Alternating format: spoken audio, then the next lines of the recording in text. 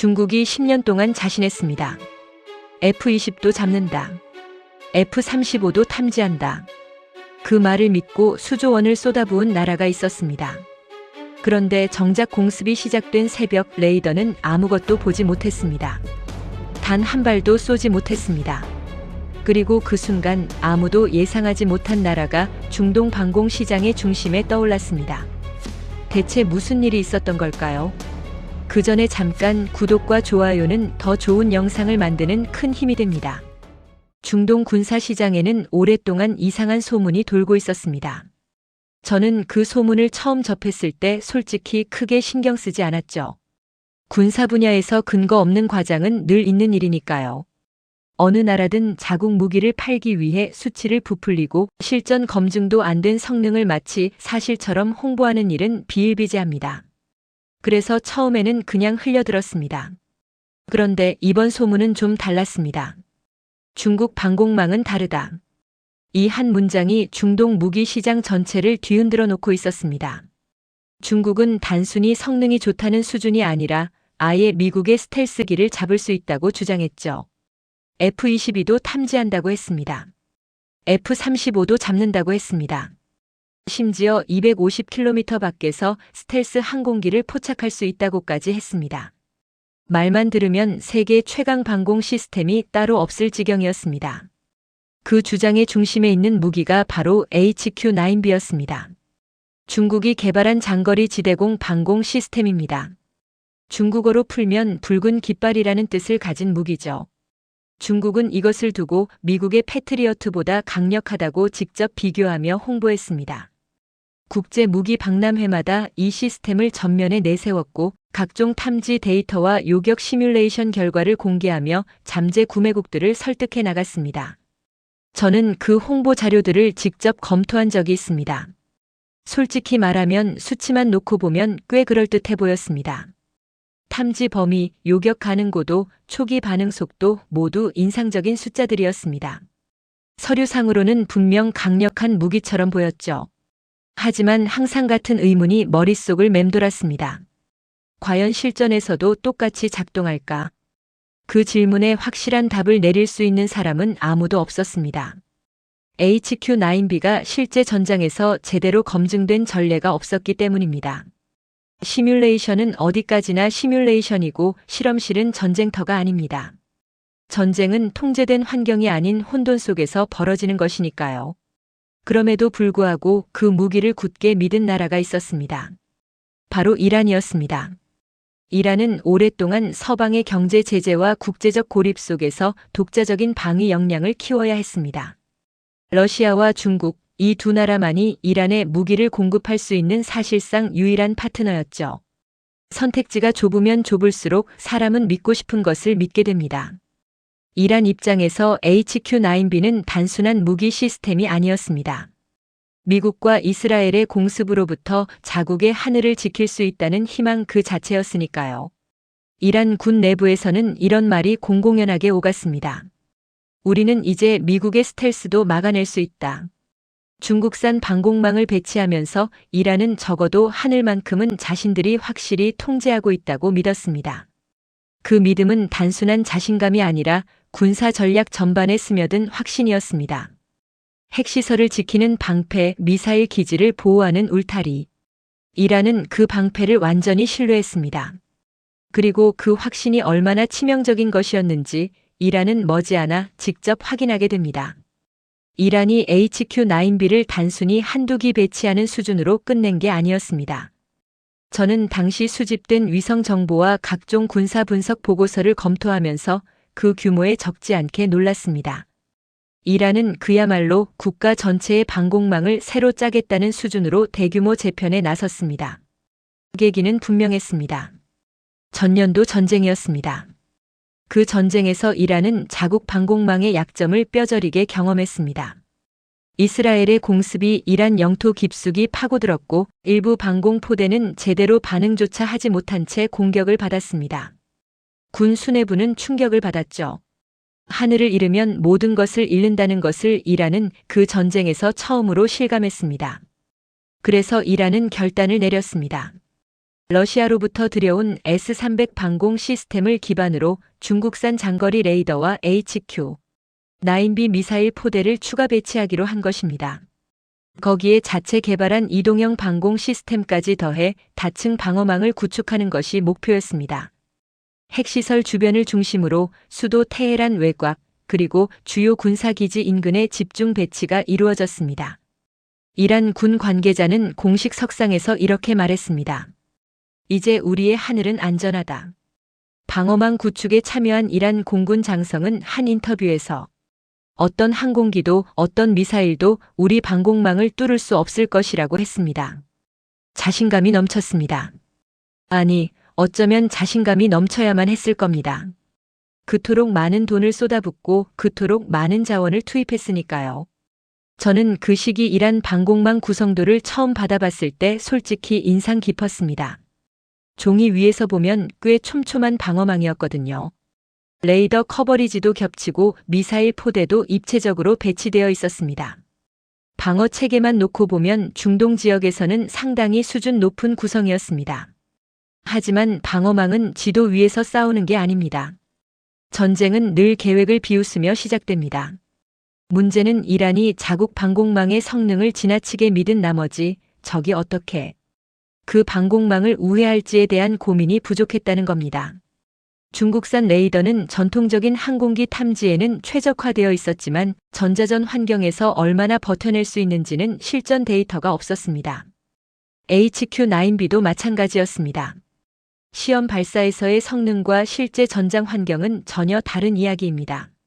설상가상으로 이란 방공망의 운용 인력 문제도 있었습니다. 새로운 장비를 들여왔다고 해서 그 장비를 완벽하게 다룰 수 있는 숙련된 인력이 하루아침에 생겨나는 것은 아닙니다. 복잡한 다층 방어망을 통합적으로 운용하려면 수년간의 훈련과 실전 경험이 필요합니다. 그 격차를 이란은 제대로 메우지 못하고 있었죠. 그런데 이란은 그 모든 우려를 외면했습니다. 배치가 완료되자마자 이란 군은 준비가 끝났다고 선언했습니다. 핵시설을 둘러싼 방공포대가 자리를 잡았고 레이더가 가동을 시작했습니다.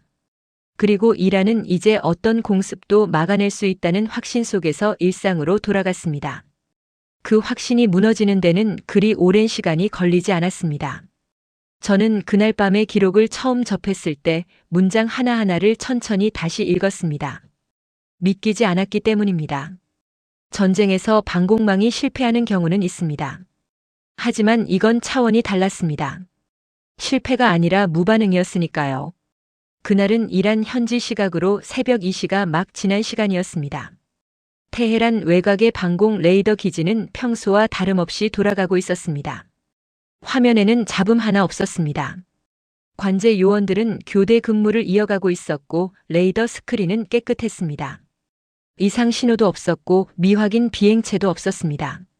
하늘은 완벽하게 조용했습니다. 그런데 갑자기였습니다.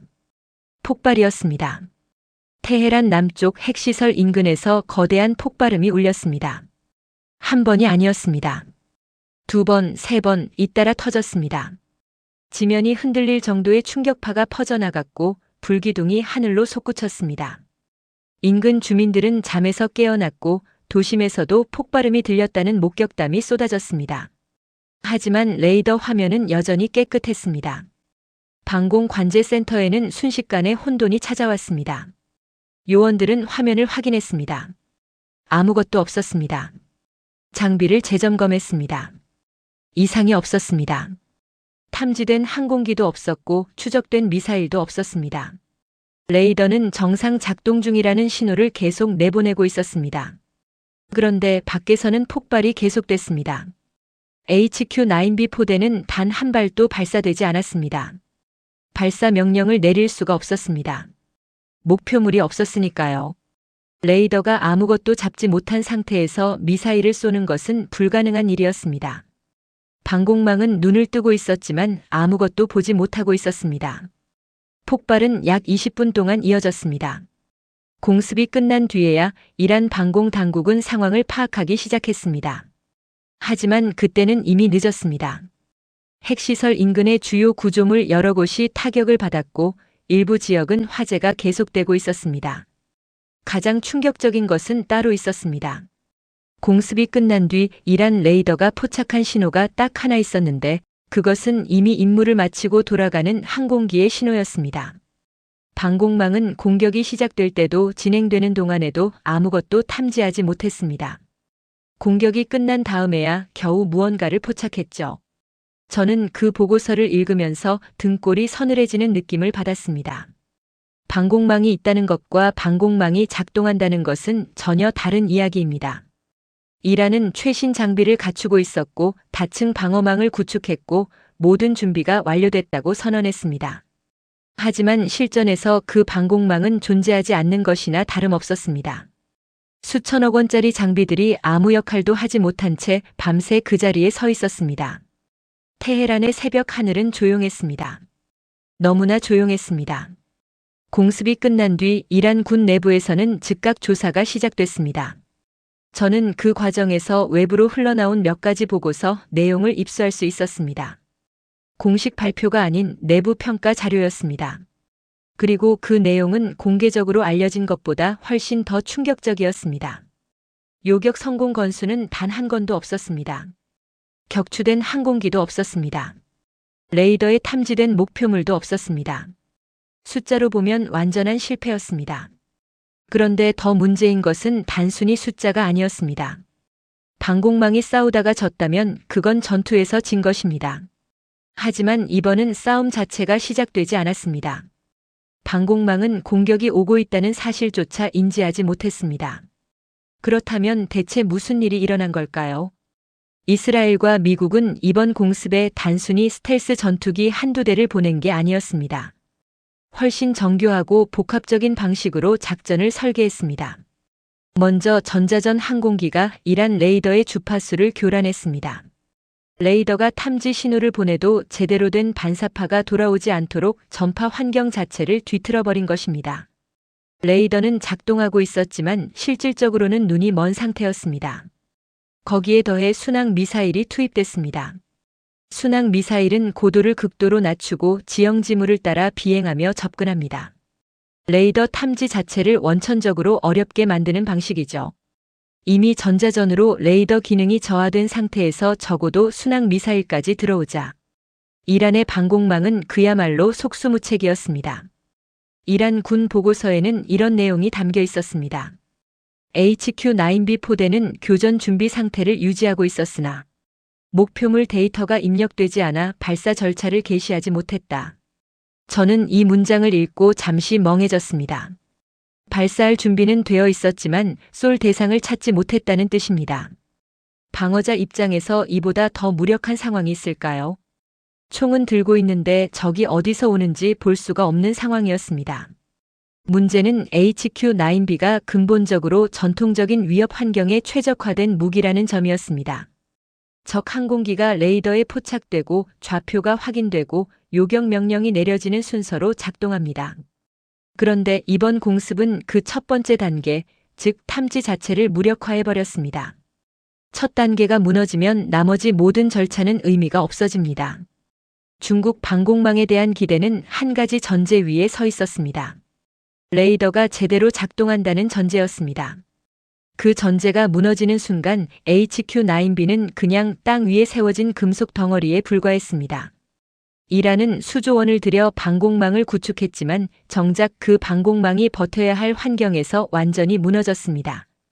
이란 군 내부의 충격은 상당했습니다. 일부 장성들은 장비 결함이라고 주장했고 일부는 운용 절차의 문제라고 했습니다. 중국 측에 책임을 묻는 목소리도 나왔습니다. 하지만 어느 쪽이든 결과는 달라지지 않았습니다. 방공망은 작동하지 않았고 핵시설은 타격을 받았습니다. 그리고 이 소식은 빠르게 외부로 퍼져나가기 시작했습니다. 저는 그 이메일을 오전 7시에 받았습니다. 사무실에 막 도착해서 커피를 내리고 있던 참이었습니다. 노트북을 열자마자 받은 편지함 맨 위에 그 제목이 떠 있었습니다. 발신인은 나토 방공망 분석팀 내부 채널이었고 제목은 짧고 간결했습니다. 중국 방공망 실패. 저는 데이비드 밀러입니다. 나토 방공망 분석팀에서 중동 무기 시장을 전문으로 조사하는 군사 분석가죠. 이 일을 15년 넘게 해왔습니다. 중동 각국의 무기 도입 현황, 실전 운용 능력, 전략적 함의를 분석하는 것이 제 일입니다. 웬만한 보고서에는 크게 동요하지 않는 편입니다. 이 바닥에서 오래 일하다 보면 숫자와 사실 뒤에 숨겨진 과장을 걸러내는 눈이 생기니까요. 그런데 이날 아침은 달랐습니다. 이메일을 열자마자 첨부 파일을 내려받았습니다. 파일은 3개였습니다. 레이더 교란 분석 자료, 공습 경로 복원 데이터, 그리고 이란 방공망 운용 기록 요약본이었습니다. 저는 첫 페이지를 읽기 시작했고 중간쯤에서 멈춰 다시 처음으로 돌아갔습니다. 믿기지 않았기 때문입니다. 제가 그동안 수집한 자료에 따르면 중국은 HQ-9B의 탐지 능력과 전자전 저항성을 수차례 강조해 왔습니다. 저전파 반사 면적을 가진 스텔스 항공기도 탐지할 수 있다는 것이 중국 측의 공식 주장이었습니다. 그 주장을 뒷받침하는 기술 자료도 있었고 실험 데이터도 있었습니다. 완벽하진 않았지만 무시할 수 있는 수준은 아니었죠. 그래서 저는 처음에는 보고서 내용을 의심했습니다. 혹시 이란 측의 운용 실수가 아닐까? 훈련 부족이나 인적 오류가 결과를 왜곡한 것은 아닐까? 아니면 보고서 자체가 과장된 것은 아닐까? 여러 가능성을 머릿속에 늘어놓으면서 자료를 다시 검토했습니다. 하지만 데이터는 명확했습니다. 전자전 교란이 시작된 시점, 레이더 반응 저하가 확인된 시점, 첫 번째 폭발이 발생한 시점. 이 3가지 타임라인을 겹쳐놓으면 결론은 하나밖에 나오지 않았습니다. 중국 레이더는 전자전 환경에서 제 기능을 하지 못했고 HQ-9B는 그 여파로 완전히 무력화됐습니다. 저는 자리에서 일어나 창밖을 바라봤습니다. 이건 단순한 장비 결함 이야기가 아니었습니다. 훨씬 더 큰 의미를 담고 있었습니다. 중동의 여러 나라들이 중국 방공망을 검토하거나 이미 도입한 상태였습니다. 이번 사건은 그 모든 나라들의 안보 계산에 직접적인 영향을 미치는 사건이었죠. 동료 분석가 제임스가 제 쪽으로 걸어왔습니다. 그 보고서 봤어? 방금 읽었어. 제임스는 잠시 말이 없었습니다. 그러다가 낮은 목소리로 말했습니다. 중국이 10년 동안 팔아온 이야기가 하룻밤 만에 무너진 거잖아. 저는 고개를 끄덕였습니다. 맞는 말이었습니다. 중국은 오랫동안 HQ-9B를 패트리어트의 대안으로, 어떤 면에서는 패트리어트를 넘어서는 시스템으로 홍보해왔습니다. 가격 경쟁력도 있었고 정치적 거부감도 적었습니다. 미국산 무기를 사기 어려운 나라들에게 중국 방공망은 현실적인 선택지였습니다. 그 선택지가 이란의 하늘 위에서 검증됐습니다. 결과는 냉혹했습니다. 그리고 그 결과는 이제 중동 전체가 지켜보고 있었습니다. 저는 다시 노트북 앞에 앉아 분석 파일을 새로 열었습니다. 단순히 무슨 일이 일어났는지를 정리하는 것이 아니었습니다. 왜 이런 일이 일어났는지를 파헤쳐야 했습니다. 그리고 그 답은 생각보다 훨씬 더 깊은 곳에 있었습니다. 분석을 시작하면서 저는 한 가지 중요한 질문을 스스로에게 던졌습니다. HQ-9B가 정말 형편없는 무기였을까? 답은 그렇지 않았습니다. 적어도 단순히 그렇게 말할 수는 없었습니다. HQ-9B는 특정 조건에서는 충분히 위협적인 시스템입니다.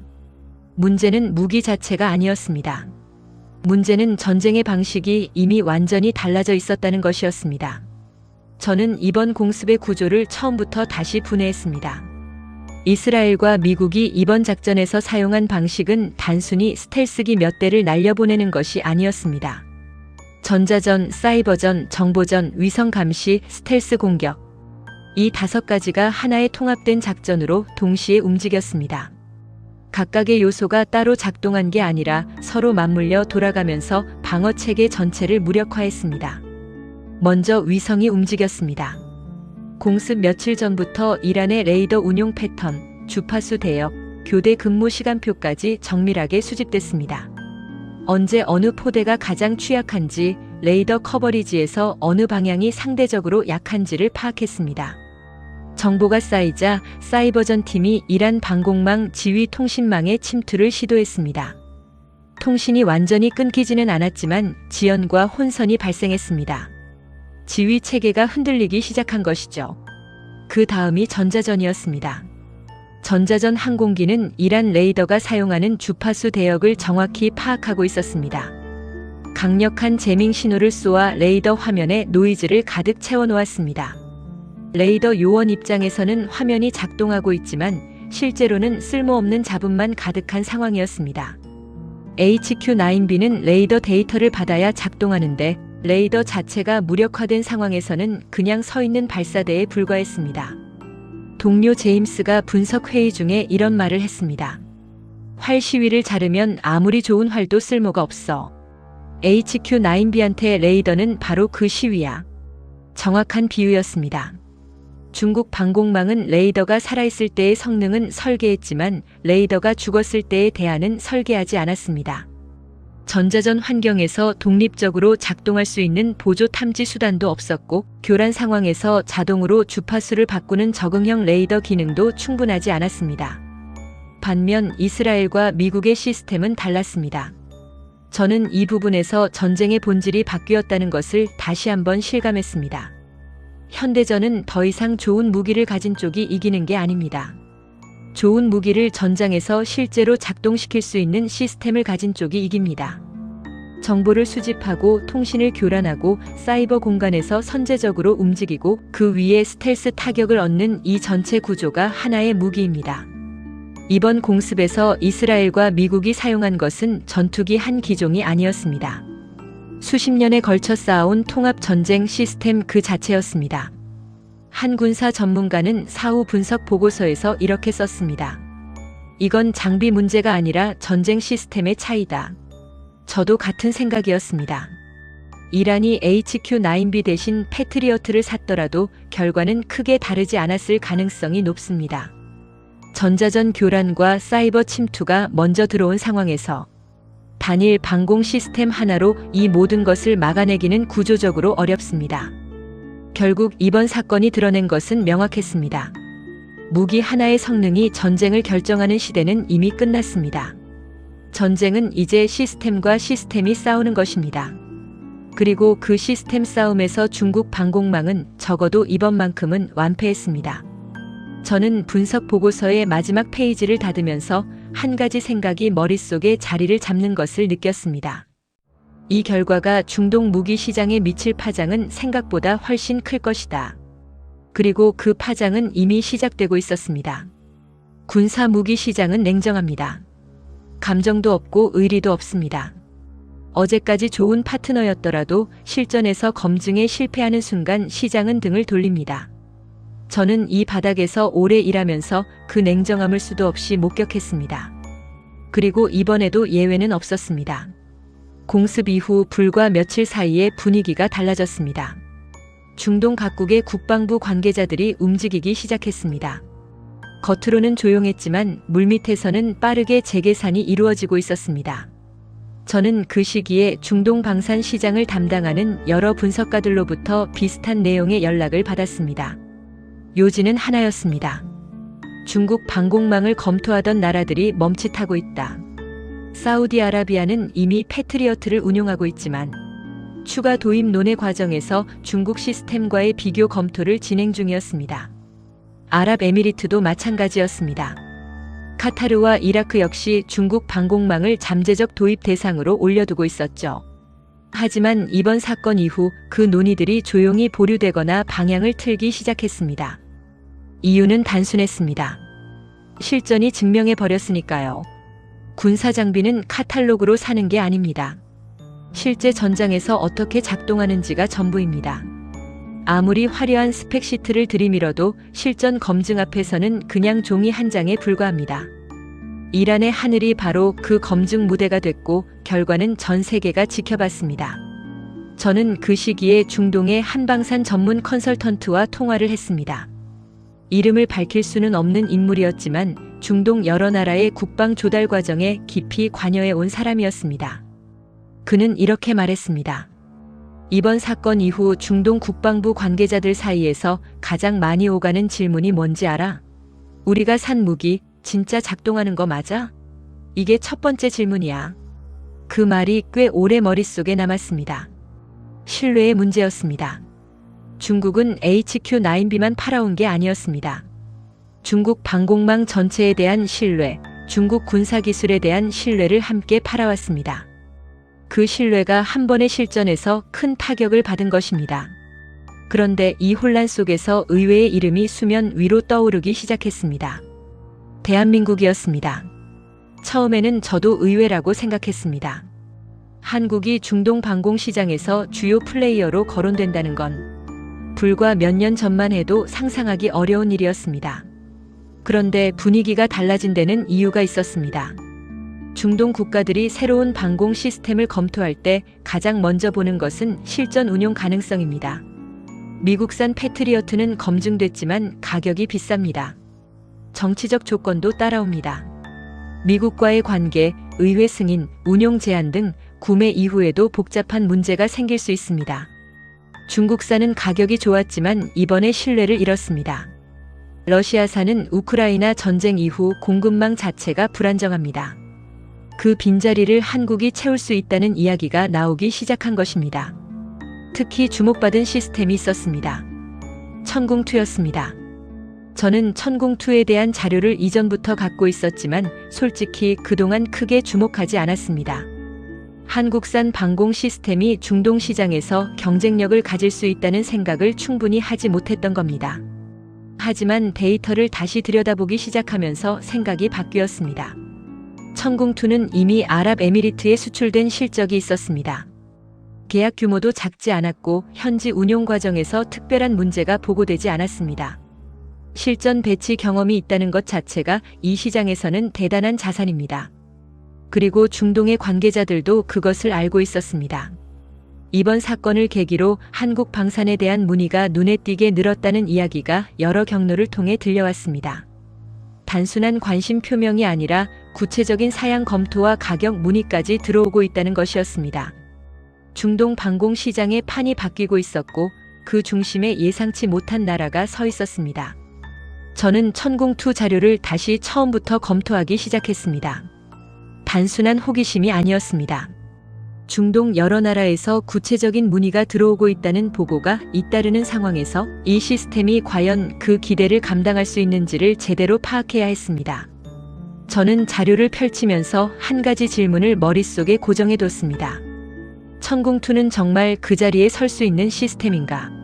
결론부터 말하면 숫자는 꽤 인상적이었습니다. 천궁2는 탄도미사일 요격이 가능한 중거리 지대공 방공 시스템입니다. 단순히 항공기를 잡는 것을 넘어서 탄도미사일까지 요격할 수 있다는 것은 방공 시스템에서 상당히 높은 수준의 능력을 의미합니다. 요격 성공률도 공개된 시험 데이터 기준으로 높은 수치를 기록하고 있었습니다. 전자전 대응 능력도 설계 단계부터 반영되어 있었죠. 그런데 저를 더 놀라게 한 건 가격이었습니다. 미국 패트리어트 미사일 한 발의 가격은 약 70억에서 85억 원 수준입니다. 천궁2는 한 발에 약 15억에서 22억 원 선이었습니다. 단순 비교로도 3배에서 4배 가까운 차이가 납니다. 성능이 비슷한 수준이라면 이 가격 차이는 구매 결정에서 엄청난 변수가 됩니다. 중동 국가들 입장에서는 단순히 싸다는 게 아니었습니다. 같은 예산으로 더 많은 포대를 배치할 수 있다는 뜻이었습니다. 방공망의 밀도가 높아진다는 것은 그만큼 방어 공백이 줄어든다는 의미이기도 합니다. 군사 전략적으로 가격 대비 방어 효율이 좋다는 것은 단순한 절약의 문제가 아니라 실질적인 안보 역량의 차이로 이어집니다. 제 동료 제임스는 이 수치를 보더니 피식 웃으면서 말했습니다. 한국이 무기 시장에서 이렇게 치고 올라올 줄은 몰랐는데 저도 솔직히 같은 생각이었습니다. 한국이 방산 강국으로 떠오르고 있다는 이야기는 몇 년 전부터 들려왔지만 중동 방공 시장의 핵심 플레이어로 거론될 정도가 됐다는 건 상당한 변화였습니다. 실제로 천궁2는 이미 아랍에미리트에 수출된 전적이 있습니다. 이 계약은 24억 달러 규모로 한국 방산 수출 역사에서 손꼽히는 대형 계약이었습니다. 아랍에미리트는 도입 이후 천궁2를 실제로 배치하고 운용해 왔습니다. 아직 실전 교전 경험은 없지만 현지 배치와 운용 과정에서 큰 문제가 보고되지 않았다는 사실 자체가 이 시장에서는 중요한 신뢰 자산이 됩니다. 그리고 이번 이란 사태 이후 그 신뢰 자산의 가치가 더욱 올라갔습니다. 중동 여러 나라의 국방부 관계자들이 아랍에미리트의 천궁 2 운용 현황을 직접 확인하려는 움직임이 포착됐습니다. 서류상 스펙이 아니라 실제로 배치된 시스템이 어떻게 작동하는지를 눈으로 보고 싶어하는 것이었습니다. 이는 구매 검토에서 매우 구체적인 단계로 넘어가고 있다는 신호였습니다. 사우디아라비아에서는 한국 방산 기업과의 협의 채널이 다시 열렸다는 이야기가 들려왔습니다. 이라크와 카타르에서도 공식 비공식 경로를 통해 천궁2에 대한 문의가 들어오고 있다는 보고가 있었습니다. 단순한 탐색 수준을 넘어서 실제 도입 가능성을 진지하게 검토하는 분위기였습니다. 저는 한중동 방산 분석가와 나눈 대화가 기억납니다. 그는 이렇게 말했습니다. 우리가 원하는 건 잘 작동하는 무기야. 어느 나라 무기냐는 그 다음 문제야. 이번 사건 이후 우리는 실전에서 뚫린 무기를 살 여유가 없다는 걸 다시 한번 확인했어. 그 말이 이 상황 전체를 가장 잘 요약하고 있었습니다. 물론 넘어야 할 산도 있습니다. 한국 방산 기업들이 중동 시장에서 대규모 계약을 성사시키려면 사후 지원 체계, 현지 운용 교육, 부품 공급망 문제를 함께 해결해야 합니다. 대형 방산 계약은 단순히 무기를 파는 게 아니라 장기적인 파트너십을 파는 것이기 때문입니다. 하지만 분위기는 분명히 달라졌습니다. 중국 방공망이 이란의 새벽 하늘에서 무너지던 그 순간 수천 킬로미터 떨어진 곳에서 한국 방산의 새로운 기회가 열리고 있었습니다. 아무도 예상하지 못한 방식으로, 아무도 예상하지 못한 시점에 말입니다. 전쟁은 늘 예상치 못한 방향으로 역사를 바꿉니다.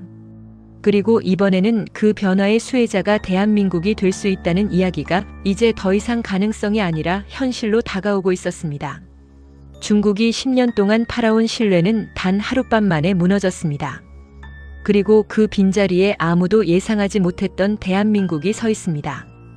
전쟁은 늘 예상치 못한 방향으로 역사를 바꿉니다. 이번 중동 방공 시장의 변화가 한국 방산에 어디까지 기회가 될지 앞으로도 계속 지켜봐야 할 이야기입니다. 여기까지 끝까지 함께 해주셔서 감사합니다. 오늘 영상이 도움이 되셨다면 좋아요와 구독 부탁드립니다. 여러분의 구독 하나가 더 깊고 좋은 영상을 만드는 가장 큰 힘이 됩니다.